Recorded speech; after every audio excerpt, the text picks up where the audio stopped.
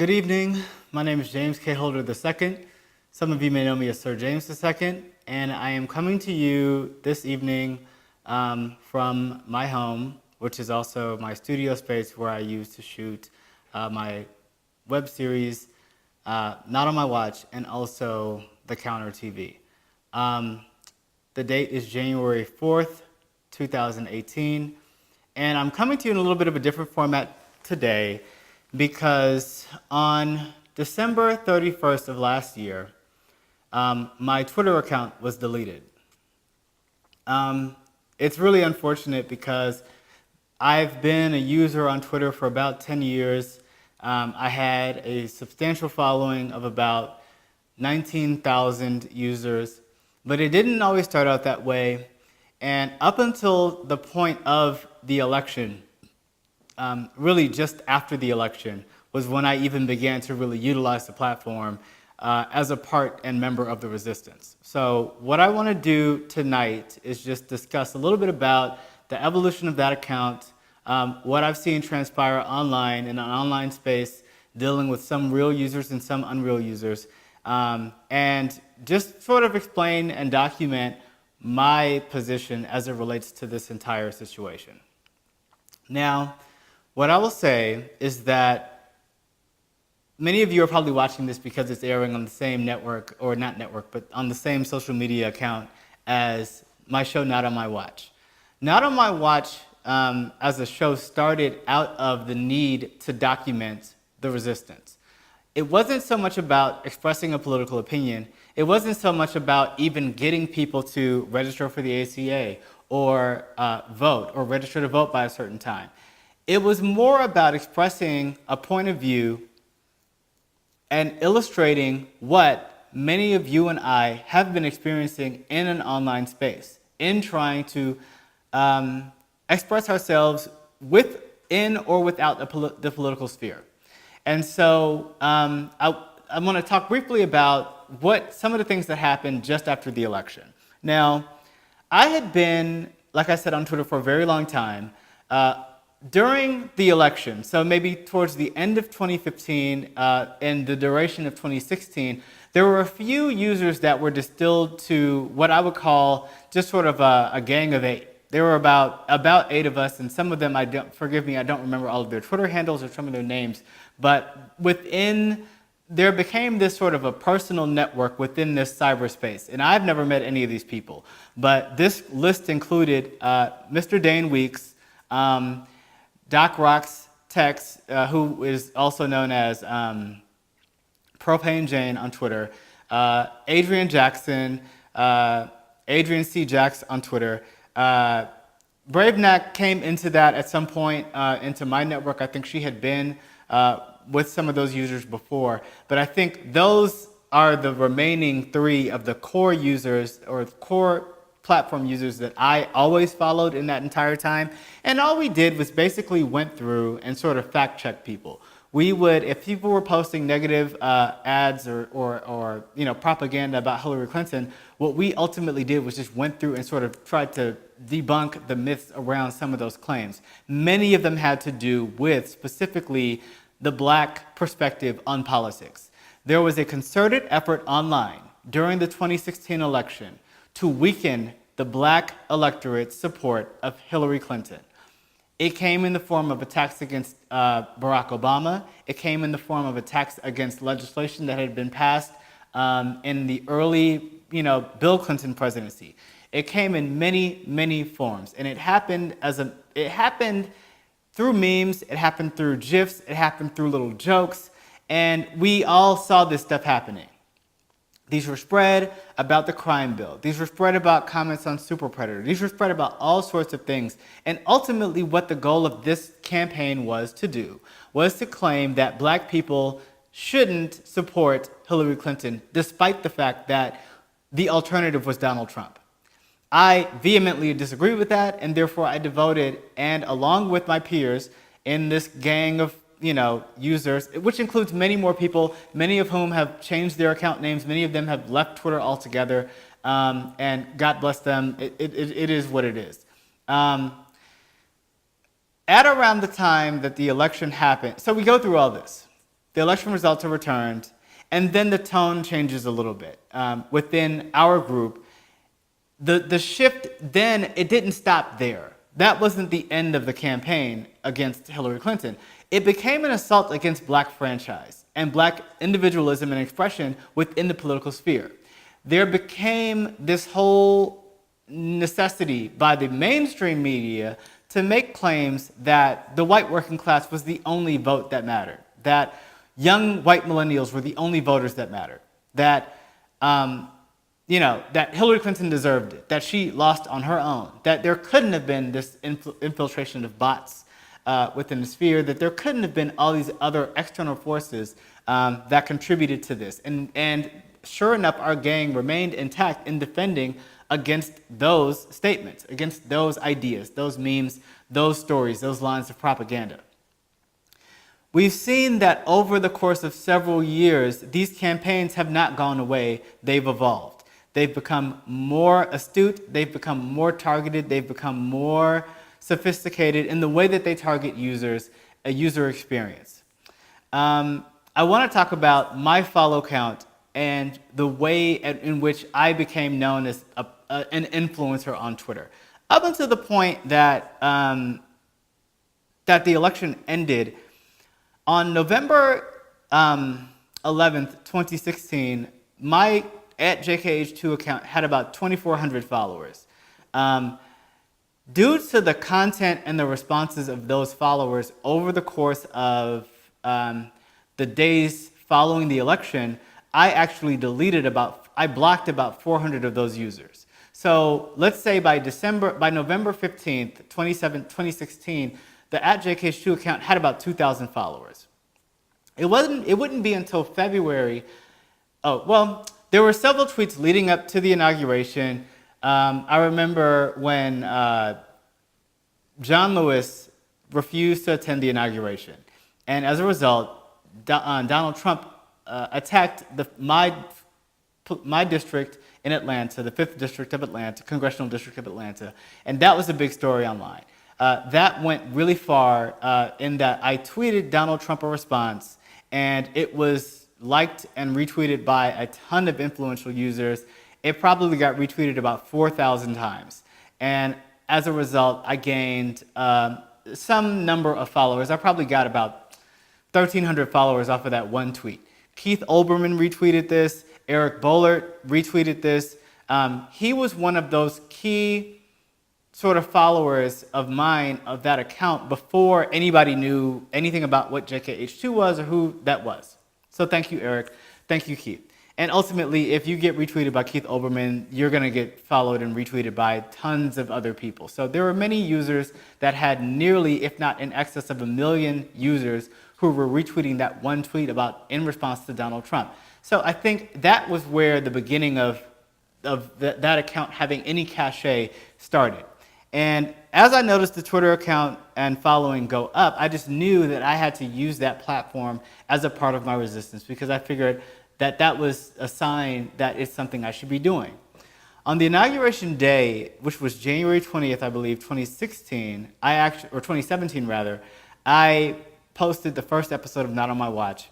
And it had good views. I mean, it had a lot of views. But I think it's never really been about the views. It's never been about the follow count. It's been about sort of having some established media or method of, again, documenting our experience and also expressing a point of view that runs counter to what the mainstream media, which is heavily influenced by foreign money and also dark money within the United States, that something else exists out there. So that's the purpose of this show, or of Not on My Watch. It would be in February of 2017, before I would say my account reached a critical mass. And on this day, I don't remember the day exactly, I posted it in a thread to my Instagram account @JKH2. Feel free to follow me there, because it's the only place that I'm currently discussing anything. I'm just doing some housekeeping at this point. This is the day that I think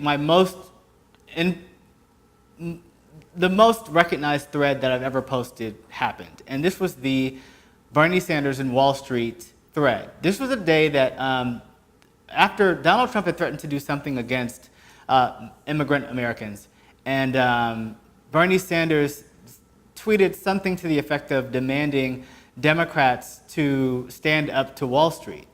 And so my response was a blistering 65 tweet takedown of Bernie Sanders, which was met with very high praise. Again, it got in the excess of 4,000 retweets and likes and shares, and it garnered me, it probably doubled my following, which by that point, after the Keith Olbermann tweet, it kind of set a trend, and it set my account to the point where by February of 2017, I think my account probably had something like 8,000 followers, maybe 6,000, something like that.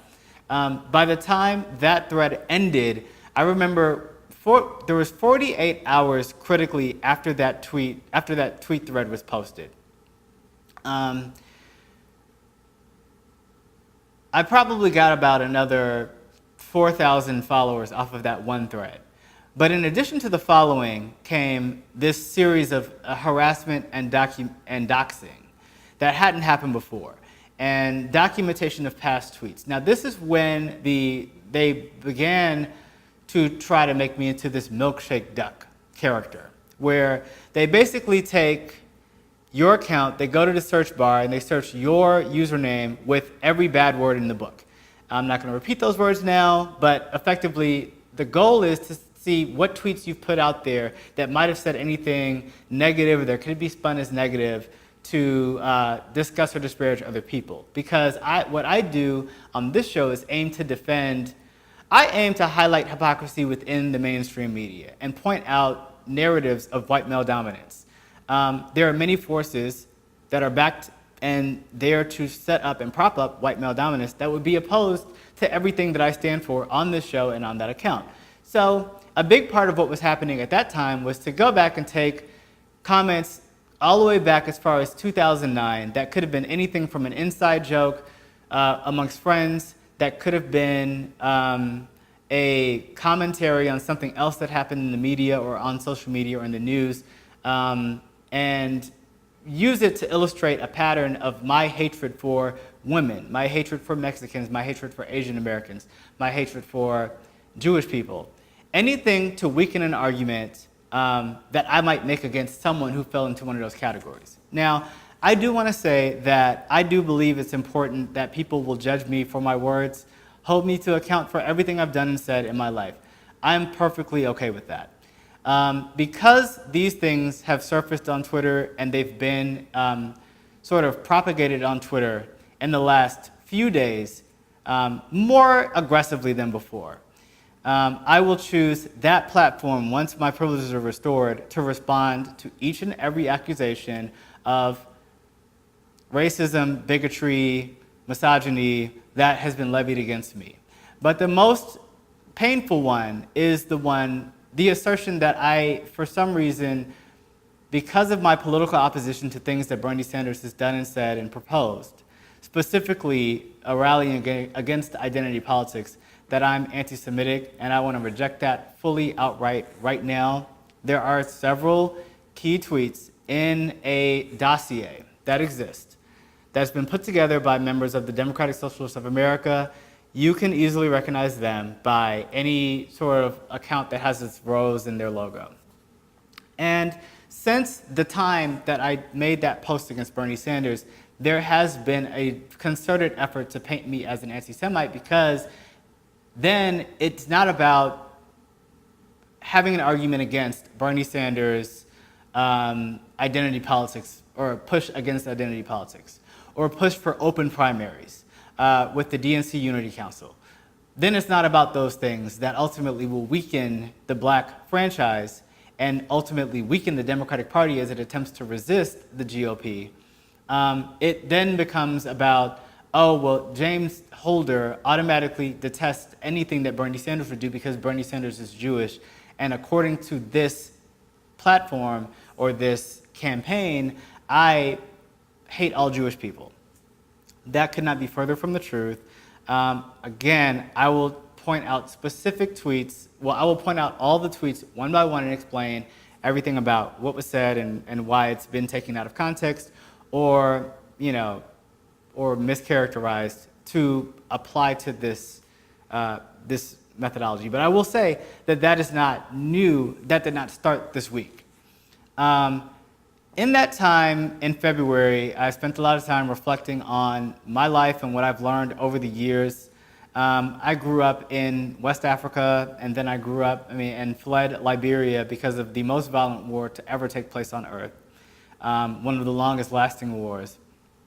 And my passion for what we do here is to protect a certain safety in this bubble that we exist in this country. I didn't grow up in America. I know that there exists something outside of here that is dangerous, that is a force that we must try to protect what we have here in this country. And I feel like in 2016, what we experienced was a coup.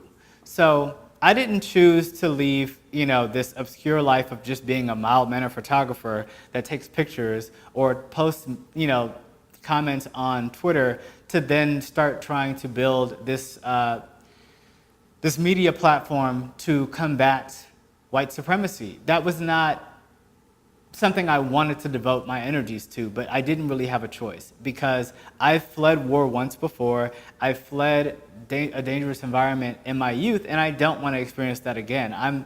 As a displaced person, I don't wish that on anybody, certainly no one in the United States. And so I'm deeply passionate about making sure that the safety of all Americans and people in the world exists beyond cyberspace. But now it's evolving to the point where we have to acknowledge that the wars that are happening or could potentially happen as a result of this coup that happened in the United States in 2016 with the election are all propagated by what's happening on social media as well. As verily as we see our three branches of government and that we see the press as the fourth branch, social media is an aspect of the press because we have a president that tweets policy from Twitter. We have candidates who tweet policy from Twitter and respond, not in our houses of government, not in a system that can be documented and that can be traced through, validated means. Before, like if we have C-SPAN that records all House and Senate proceedings up until the point that Paul Ryan decided to cut the cameras off and cut the lights off when John Lewis led his sit-in against gun violence and demanding gun legislation, which still hasn't come to the floor. And so we have to be really mindful about the actors that are at play right now. And I want to commit to you and express that I am deeply aware of my voice and now the newfound power of my voice. And I just invite you to make a decision that you will, if you choose to support, if you choose to continue to follow, once I actually go through and make that explanation, that is totally your choice. If anybody chooses to not follow based on this campaign that's being levied against me right now, that's your choice to make. I do ask that you take into consideration that I've grown and learned. In the time since I started that account, since 2008, I've started grad school, 2009 rather. I've started grad school and I finished grad school. I've lived in New York, I've traveled all over the world, I've done all kinds of things in my life and met incredible people and experienced different things and learned from different people. I've met new neighbors who have taught me about their religions and their cultures, and I've grown and learned to the point where I would not use some of the language that was present in those tweets up until this point. In continuing with just the documentation of what my year was in 2016, beyond the screen capping, which started one thing, and then once the screen capping happened, I went back and searched my account and deleted all the old tweets that were bad. But then became the parody accounts, as Twitter called them. There were multiple accounts that were formed in my namesake, using my picture, using my likeness, to promote statements and ideas and threads and messages and narratives. And this happened over the course of the entire 2016. Once I became a target on those lists, once I became a threat to the narrative force that, identity politics is bad, and that we have to have, Democrats are forced to have open primaries. All these things that the DNC Unity Council and people like Nomiki Konst and the Young Turks, all of the ideas that these campaigns are promoting have labeled me a paid mercenary for the deep state. I mean, like everything that you could think of. They say I'm paid, they say I am a shill, they say I am some fake person, all kinds of accusations. And there have been, again, like I said, at least 4 accounts had been set up on Twitter to promote ideas from my likeness that were not mine. Those, over the course of the year, had been roped in with these other screen caps. They had been roped in with all sorts of other narratives against me, against what we stand for, and linked to accounts of other users to get people to not support, not watch the show, not do anything.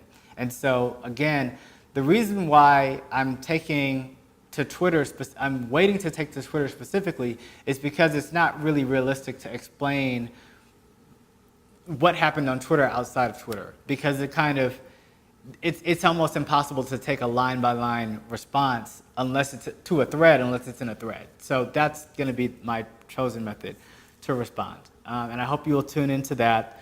As of right now, I'm waiting for Twitter to restore my account. Now, the JKH2 account is permanently deleted.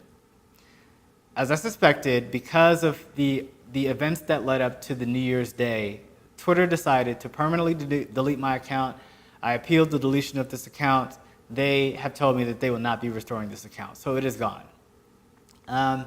So taking into consideration all of those things, I will now discuss the events of New Year's Eve 2016. 2017 rather, which would be 5 days ago. Now, on December 30th, the night of December 30th, I posted a fairly random thread about the need to protect America's sparkling jewel of democracy, which is the black vote. In this thread, I discussed that despite media narratives to paint black people as ignorant and sheepish to the Democratic Party, that it is important that black people take their franchise seriously and protect it and work to make sure that we are not only actively engaged in the political process as far as voting and showing up and registering new voters and making sure that we combat unfair deadlines for registration or closing of precincts or the location of certain precincts.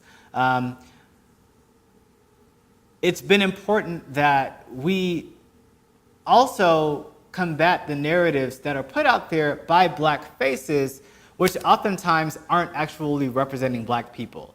I think I noticed in much of my experience of 2016 that there were people acting in what I called basically a virtual blackface, where you have either bots or white users or users operating under a white male dominance approach or campaign to present that as a black person, they vehemently don't support things that I say or things that the Democratic Party stands for. And while there are many black people in America who rightfully don't support the Democratic Party, aren't Democrats. Black people aren't forced to be Democrats, but black people should have the right to choose. And we shouldn't have our specific airwaves of communication propagated by external forces, as far as it does go to illustrate a severely racist approach and a position of harassment that is often and frequently supported and bolstered by the Twitter platform. Leading up to, I'll just discuss what happened. Once this thread was posted, there was one particular user who was a white woman by the name of Marie Avalon or Maria Avalon. And this user, I had never met her before. She had Black Lives Matter in her header, which is one way you can, this is why when I say like I don't follow white people with Black Lives Matter in their headers, because I feel like they're oftentimes masking something. To me, it's like a red flag. But that coupled with the signature DSA Red Rose let me know that this person had a nefarious objective in mind. Now, despite the warnings, I engaged anyway, because one thing that this user had chosen to do overnight. Now, when I posted the thread, it was about 3 in the morning. And if I say it was kind of really random that I posted that thread, because I typically don't post, I rant and I rave all day and all night, but I wouldn't typically post a thread around that time because it's just kind of late and no one would really see it. Despite the lateness of it, a lot of people saw the thread, a lot of people liked it and retweeted it. And this one particular user quote tweeted multiple lines of my imploring black people to vote, and she appropriated my message to state that I was working actively against black women, that I was working actively against working class people of color, that I hated poor people, that I somehow, she made all of these assessments and assertions that really sort of mimicked the lines of what that organization stands for, and used them against me. I was flagrantly using the N-word in this particular thread, which I do so in all observance of severity and understanding the gravity of that word. I use it to my liking, and I'll be goddamned if there's ever going to be a person that tells me, a person from any ethnicity that tells me what I'm allowed to say or what I'm not allowed to say, specifically as regards to the word nigger. Now, this white person decided that she was going to campaign against me. Within the time that I became engaged with this person, she had sent at least 100 tweets regarding what she called my attacks against black women. In those tweets, she tagged very prominent followers of mine, including the journalist Joy Reid. She tagged Carmen Yulin Cruz on some of the threads, claiming that I hated women of color, that I hated poor people. And those are just two names that stood out to me, because it was at that point that I realized that it must have been I don't think this was a person who knew instinctively that Joy Reid followed me on that account. I think this person had some help or some mechanized way of knowing who to message, who to target, who to tag in her assaults and accusations. Once I realized that this user was harassing followers of mine and spreading false statements about mine, I reported her to Twitter for doing as such. I asked on my behalf that users would report this user as well. As this happened, this user quote tweeted me and then demanded that Twitter suspend my account. This happened around, it was in the afternoon of December 31st. And so I kind of, December 30th. I kind of knew that my account would be deleted at that point. I just had a feeling that it would happen. And so I immediately posted about what had happened. I mean, you had seen the thread unfold. It was all documented there on the account. But I kind of, at best as I could, tried to explain what was happening in real time so that people knew and understood. I laid a bit of a paper trail, and I kind of posted my pinned tweet to the account saying that if my account gets suspended or deleted, you should follow me on at Not On My Watch TV and at The Counter TV until it's all sorted out. So that all happened. There was another series of events that happened with a separate harasser who was harassing me on my personal email account. This person I had blocked on Twitter at least a year, around the time of the original thread against Bernie Sanders and Wall Street.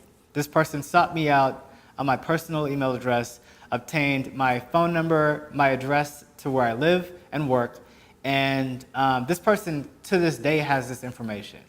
And so as a method of self-preservation, this person harassed me once online via email, and this same harassment from this same user happened again on that night, on December 30th, 2017. And so I didn't think that was really a coincidence. I really didn't think much of it other than to document that it was happening again. And I posted tweets about it. I intentionally redacted this person's personal information. I did not ever intend to dox this person. I did not dox this person. The reason why I'm mentioning this happening is that it could be that Twitter deleted my account because of accusations by Marie Avalon. It could be that Twitter saw that I posted screen caps of an email conversation.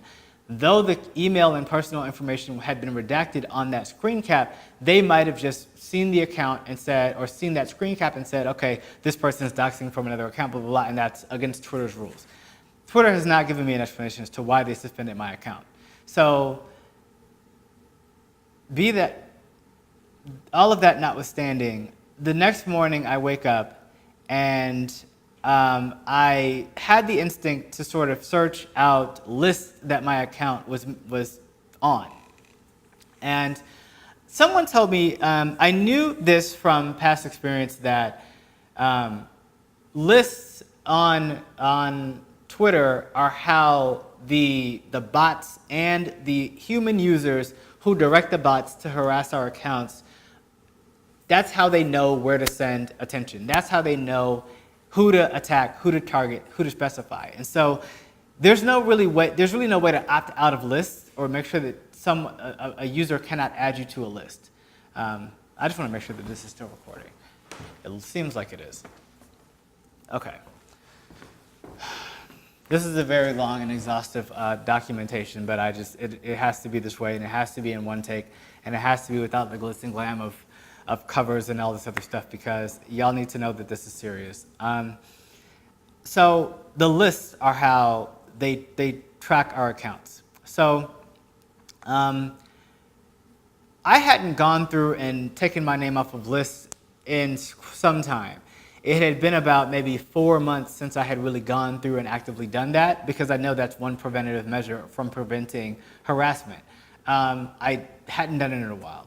So when I went back and looked at the lists, I noticed that I had been added to about 40 lists that specifically targeted users like myself, users like BraveNack, users like Adrian Jackson, users like Mr. Dane, users like Marcus H. Johnson. That's another one of the Gang of 8.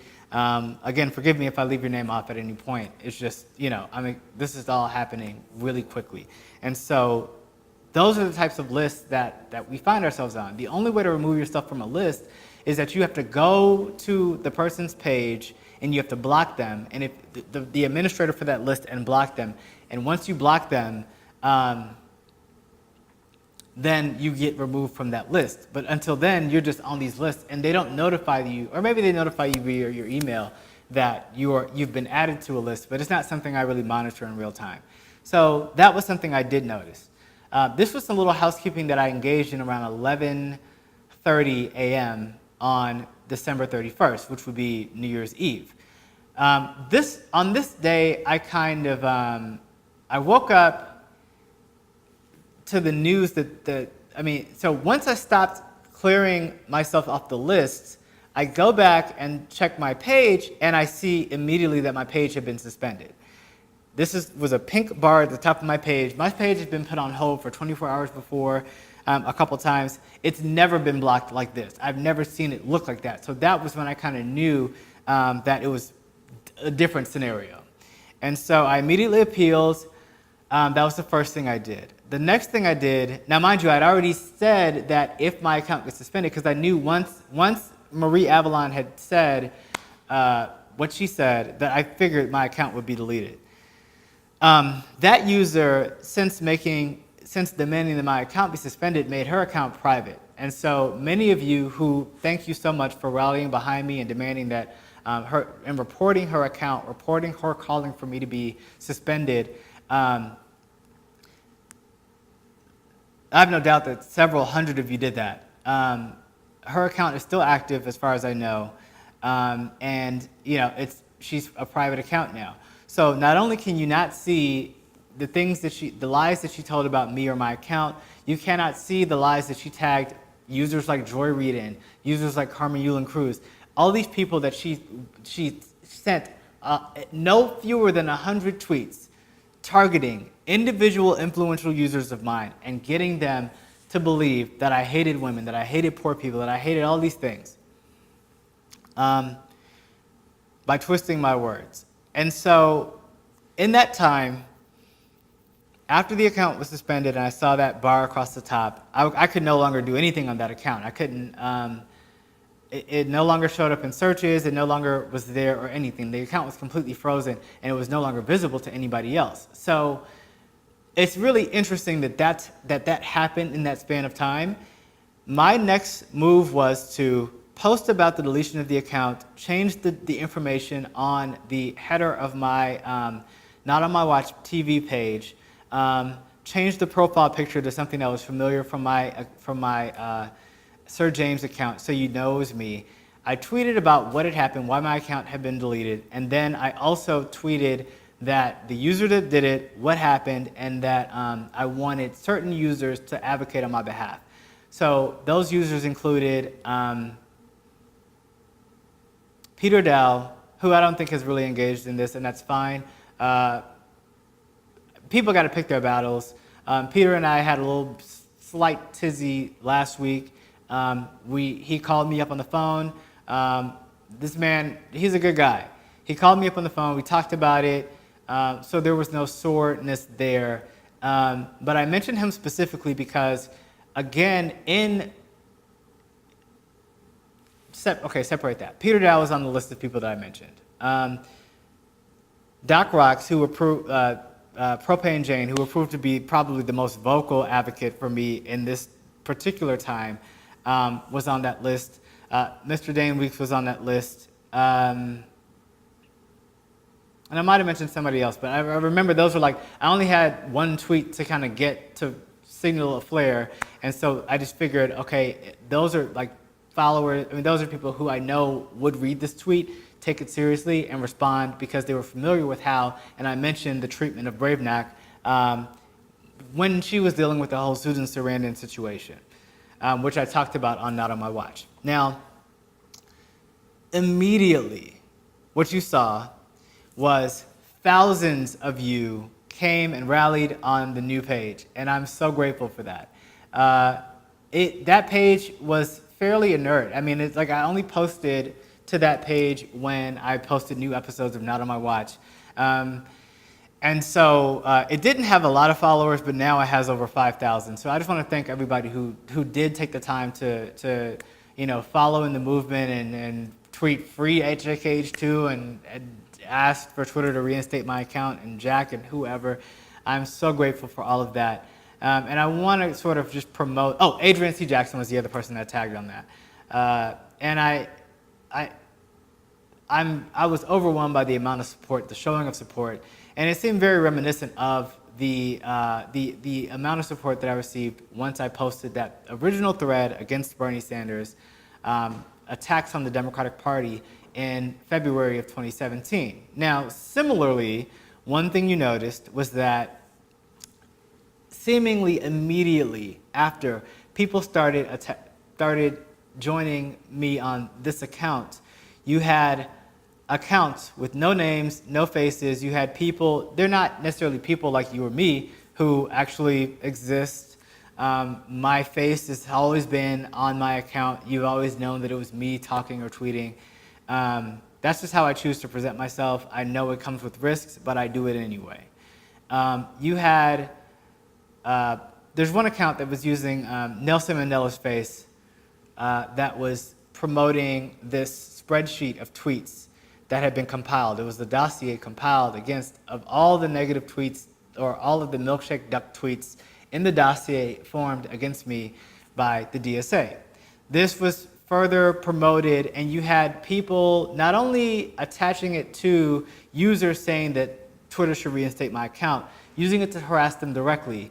You also had them going the extra mile to harass people like, again, Joy Reid, people like Peter Dow, insisting that if Joy Reid followed this account, that they would blast Joy Reid and say that she was an anti-Semite, that she was a bigot, that she hated all gays, that she hated these things, all these things that they've tried to say that I hate as well.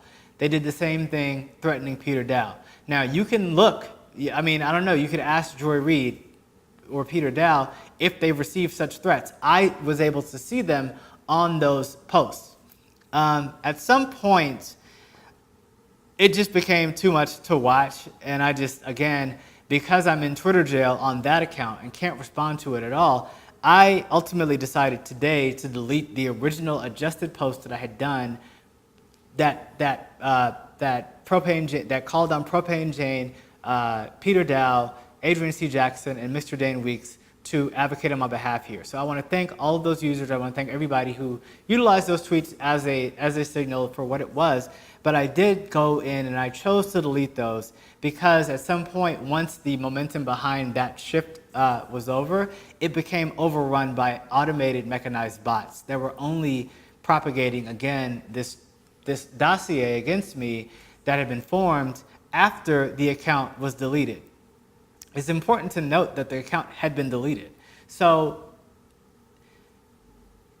you have to question the veracity in that compilation because someone wouldn't be able to search out and find new things associated with that account now. But that dossier was new. I had seen many individually comprised tweets, but I had never seen it put in a spreadsheet visually in that way. And one thing I intend to do once my account, if such a time arises when my account is restored, is to go through one by one on those 27 accusations and really just discuss the timing of them and everything associated with them to just illustrate why they don't really form a cohesive argument to paint me as someone who hates gay people, who hates Mexican people, who hates Jewish people, who hates white people, or whatever, you know, that list was compiled to do. But it was very effective in weakening, I think, an automatic support of people who had followed me on the account, who hadn't seen those images come out when they were originally propagated to the original thread against Bernie Sanders. Some went as far as to say that I threatened people with gun violence because I used the phrase shoot to describe actions as a photographer. Some went as far as to say that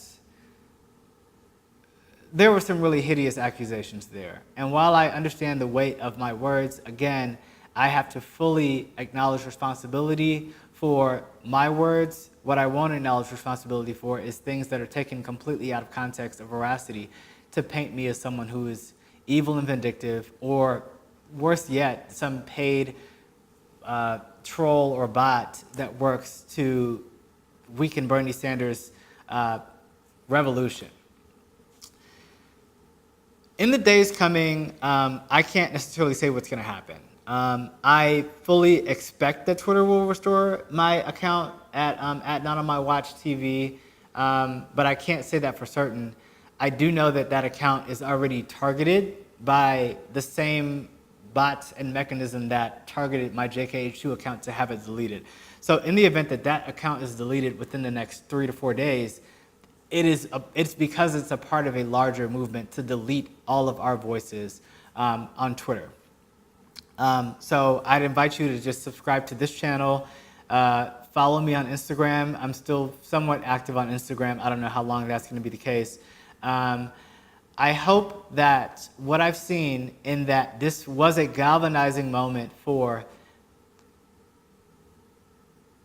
Now I just kind of want to talk because I want to take myself out of this. Take my account out of it. Take anything I've said or done that encouraged you, inspired you, or detested you, or repulsed you in my 33 years on Earth. Take all of that out of this. And I want you to understand the severity of what is happening in our cyberspace as it relates to our political atmosphere. I'm one person that promotes an idea of only one thing: equal black franchise. That's the only thing I really promote through this channel, through my Twitter page. It is the idea that black people should be able to express their political positions and execute them in the form of a vote and not be fettered in any way, whether it is through online harassment, whether it is through voter ID, whether it's through voter suppression, whether it's through caucuses, no matter what it is, there should be no system that provides a barrier for me as a black person to be able to express my opinion in the form of a vote. I think there are entirely too many systems at play that people do not recognize, do not acknowledge, and do not want to take accountability for that exist in our political sphere that will continually detriment our elections and our democracy moving forward if we don't actively work to champion those things. That is the only thing I exist to promote here. There are people and accounts working to weaken that position as it exists online. I don't have an answer for you as to who those forces are, but the position of Russia is strengthened by the removal of accounts like mine, the removal of accounts like BraveNeck, the removal of accounts like others who I know will be targeted in the coming days. You know, Joy Reid was targeted in a similar way just recently. And so the idea is to just weaken anything that might unify us all. Or take down our voices, the most aggressive voices against these forces that make it harder for black people to vote or express political opinions online. It's important to note that Twitter is complicit in these activities. And in so much as Twitter is going to enforce a policy against a user like me and say that I cannot discuss any particular topic and therefore my account must be deleted, we have to also hold Twitter accountable to users like Sheriff Clark, users like Donald Trump. There should not be a separate set of rules for users, regardless of how many followers you have or regardless of what your political affiliation or position is. And by Twitter allowing unfettered access to Donald Trump, who is able to start a war via tweets, who is able to send massive harassment and violent attacks potentially against journalists, against private citizens, that he can weaponize other systems of our government against private citizens via Twitter, and Twitter stand by and do nothing. We cannot allow that to happen. So what do we do? My suggestions to you all in the coming days would be to, one, follow Adrian C. Jackson. He's adriancjax at twitter.com, at Twitter. And what this young man is doing is putting together, he has been working on this for some time, is the Exodus platforms, which will be 3 platforms, as I understand it, ultimately will be unveiled within the next 6 weeks approximately. The target launch date is February 15th, and there will be a Twitter component known as Speakin', I believe, a Instagram component that will be known as Snaptastic, and also a YouTube component that will be known as ViewHub. I am in communication with Mr. Jackson. I have not reached out to him, but he did reach out to me via DM and sent me his, whatever.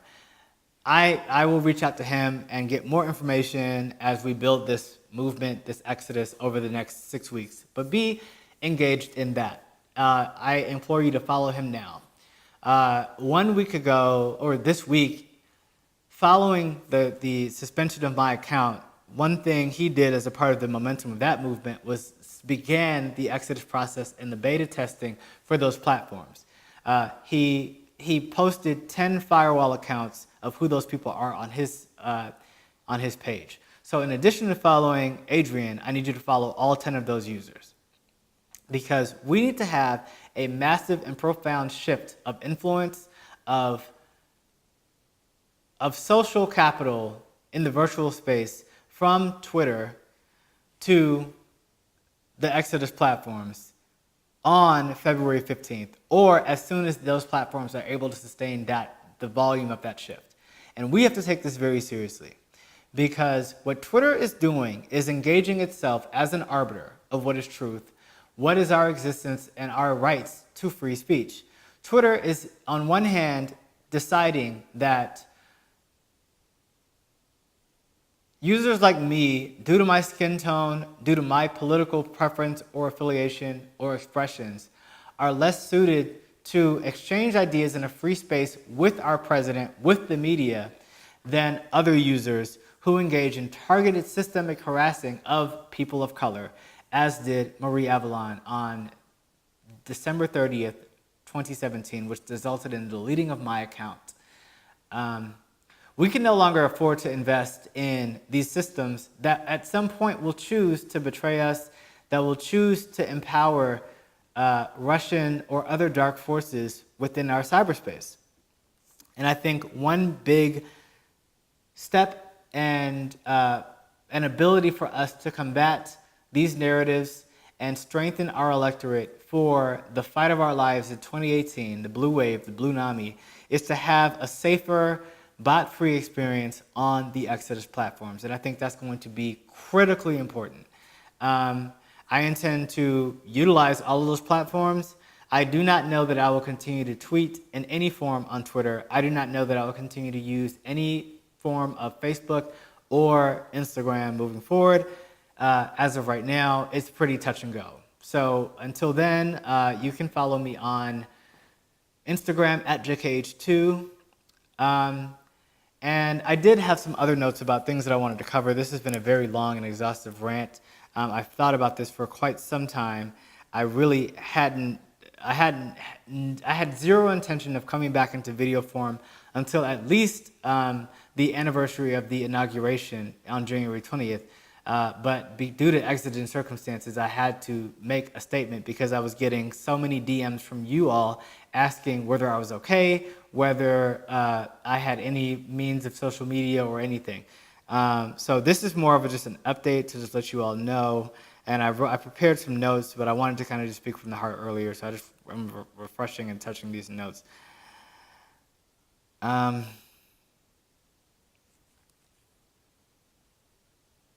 So I did want to wish you all a Happy New Year, discuss what happened, talk about the bots.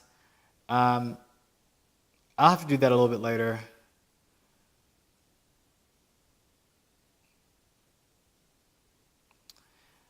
And then the only other thing, I did write this statement, I'm just going to read it directly from my screen. It says, I've been documenting for years, and via Twitter I expressed my account of what we experienced as targets of this force in our politics. With the deletion of my account and those similar to mine, it's an erasure of the past. It's a revision of historic documents that could be used to later express what this is and how it can be combated. Twitter is complicit in this erasure. Now, this is probably the most important takeaway from all of this. That again, it's not about me or my account or @JKH2 or my website or anything. The sole value of this problem that we find ourselves in, the systematic targeting of accounts like mine, like BraveNax, like Joy Reid, like the Angry Black Lady, like Marcus H. Johnson, like Mr. Dane, is that over the course of our Gang of 8 year, we were probably the only 8 people who spent 2 years documenting from beginning to end what we experienced as Black American voters and influencers on this social media platform. We are the only ones who documented that in real time in our Twitter feeds. You can trace back any of those accounts that I mentioned and see that our experiences are the same. We were targeted by many of the same accounts. We were targeted by many of the same users and for the same end and many of the same methodologies. And so it's important for you to understand that not only is our experience in real-time tweeting a method of communication, a part of the resistance, but the documented trail that we left over the course of those last 2 years is critical to the understanding of how our electorate is being compromised by a system of mechanized bots and user accounts in the human space, whether American or foreign, that choose to engage in this type of attack on us, our ability to express ourselves in the political sphere. And that is deeply terrifying. Twitter must take responsibility to preserve this documented evidence, if nothing else. Even if they don't make this stuff public, Twitter should not be able to delete the tweets that I posted because they outline such detailed facts of what I experienced. That is evidence of Russian hacking. That is evidence of infiltration within the platform. And should Twitter not choose to take accountability for their role in the de-evolution of our electorate and our electoral system by deleting critical accounts containing accounts of what happened over this tumultuous series of years in the leading up to and stemming from the 2016 election. They are indeed complicit in all of what has happened and what we've seen happen. I have no doubt that the more that voices cheer and rally for the Exodus platforms via Twitter, that Twitter will become less and less engaged in protecting our voices as they relate to the hacking of the platform. So that is something that I want you to be keenly aware of. I've taken to sort of documenting some of my own tweets that I think are critical to the documenting of those occurrences via Instagram. And so to some of you, I would just say, keep notes, just document this stuff. I know we have memories, but it's important to really write it down and remember and understand that all these things play a role. I want to give a few thank yous. Normally I would thank donators to the show. I'm not going to do that this time because I just don't. I usually would tweet a thank you for each time. I don't have that ability right now. I do want to specifically thank Sally Albright, because Sally, of course I want to thank Doc Rocks and Mr. Dane and Adrian Jackson. I want to thank Brave Knack for her tweets in support of me in this time. I want to thank all of the donors to the show who have been giving. Many of you have continued to support via the PayPal link, paypal.me/JKH2. I hope that you'll continue to support that effort, because we have a lot to do in the media space in 2018 gearing up for this blue wave. And you don't have to support everything I say or everything I have said in my past, but I hope that you will continue to support these shows, because I plan to do major, major things this year as it relates to the media platform that I'm trying to build to combat this very thing that's happening. I want to thank Sally Albright, because she, in her defense of me, I've seen her many, many times take on the giants and fiercely defend me, and we've never met. So thank you, Sally. I want to thank really Candace A. You were one of the people who, after all this happened, you were one of the few people who donated to the shows just to make sure that they kept going. So I truly, truly, truly appreciate that. I hope that you all will donate to the show today or at any point in time, just so that, because I plan to gear up new episodes of both shows this month, towards the end of the month, and I will need support to do that. But separate from that, just, according to Twitter, they will reinstate my account within about 72 hours. So from the time you see this, you should expect to see me online, one, addressing the dossier against me within the week, and also, if I choose to, which I plan to, but again, if my account doesn't exist in such time that I'm able to even respond to it, I can't promise that. But I'm trying to work within a system that's actively working against me in every step. And we are all being actively targeted and worked against, and we need to recognize that. And our key alternative and resistance to this should be supporting Adrian Jackson and the Exodus platforms. And so much of the focus of the first programming of the year is going to be focused on preparing that shift and what we need to do in order to safeguard ourselves and safeguard our movement within this platform. It is very serious. The threats that have materialized against me since the election of Donald Trump have been very serious. I've taken those seriously. I've tried to document those. I've tried to leave a trail. But again, I was erased in full by the mechanism that many of you know me on December 31st, 2017. And so a lot of things are going to have to evolve. I hope you'll stay tuned. I hope you will not be alarmed by the severity of this message, but more encouraged by it and strengthened by it. And I'll put some notes at the bottom of this, but I really hope that you all will take the time to watch this, share this, retweet this, and repeat this. we must enter 2018 with a spirit of resilience in our resistance, a spirit of persistence in our resistance. And with that, I'm going to move on to the third R, which is my relaxation in my resistance, and invite you all to relax, relate, and resist. This is James K. Holder II, aka Sir James II, signing off for the first time in 2018.